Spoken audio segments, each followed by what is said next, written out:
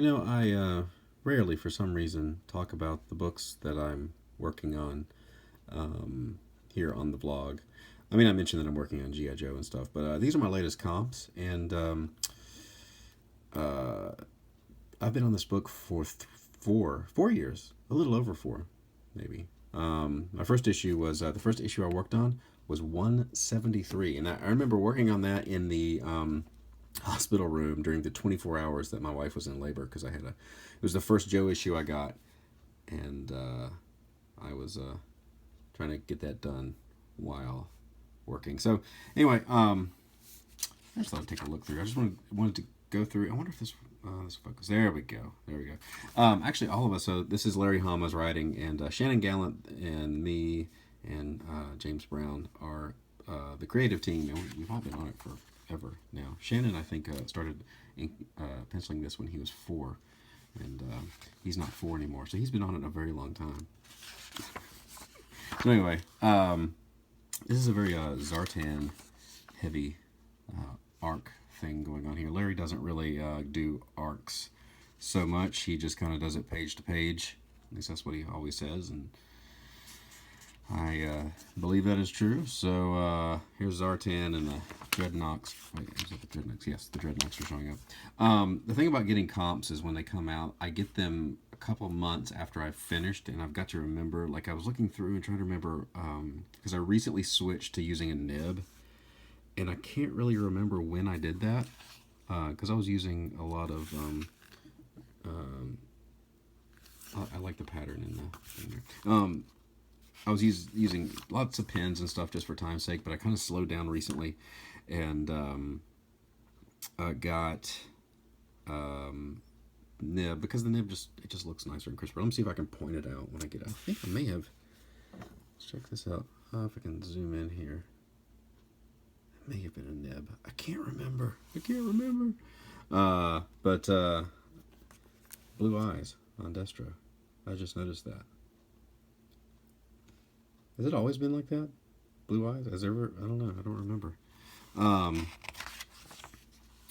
So the thing, I was looking through this issue, and this right here reminds me. See, the thing about working on an issue, when you look at it, you think of a bunch of different things other than the actual,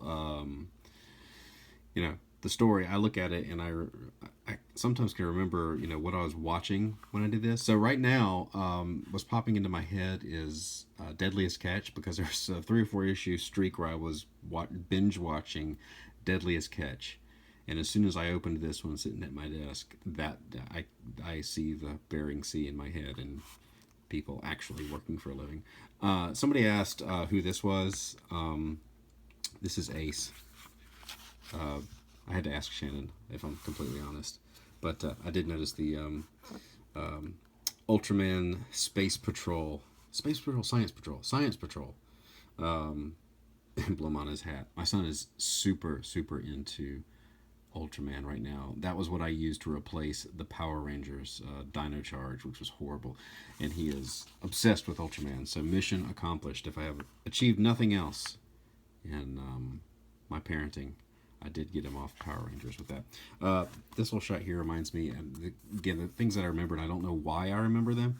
Issue 196, I remember, there was the cover was Lady J skydiving, or paratrooping, it's not really skydiving, I guess, jumping, whatever it's called in the military. But there was a big scene like this, and the reason I remember it is because that was one of the first of 2 years, maybe 3 years in a row, that I worked on vacation. So I remember sitting on the deck at the beach house overlooking the ocean while everybody played, and I was inking paratroopers. So did I say spoilers? I'm just gonna come flip through this issue. So if you're gonna read the issue, it's been out a week or 2 now.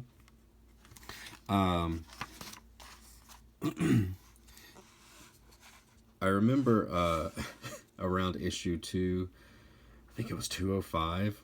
204 had a lot of backgrounds, and I asked Shannon if he could draw an issue all in the desert jokingly. And as it turned out, the very next issue had basically all rocks in the background. That was fun. I did like that was lazy Brian talking. I did like that van came out pretty good.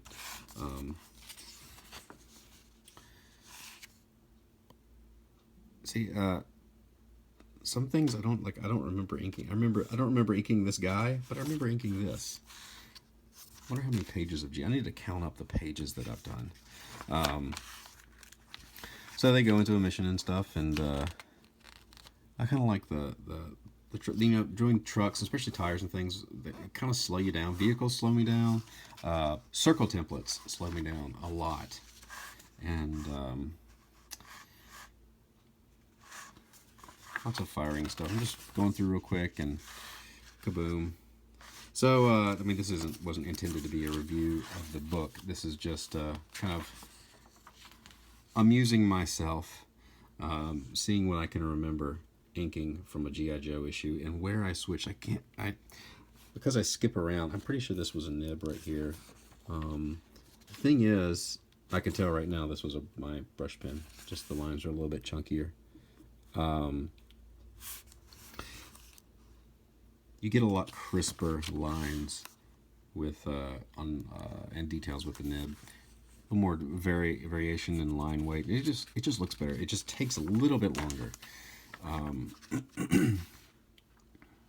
But this issue is out. Incidentally, I have this issue, with the exception of somebody bought this page. All the other pages are up on eBay right now, on my eBay store. My eBay username is King Banjo. Which I got from a Space Ghost episode. Everybody always thinks it's because I play banjo. No, it came from Space Ghost.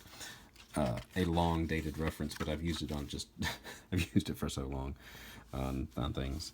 So there's got some Baroness and Destro and Zartan pages. So if you're into those characters and you want to own some original art, go check out my YouTube stuff.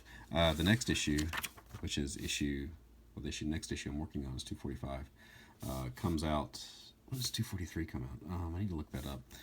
This just came out, so go pick it up if you haven't, and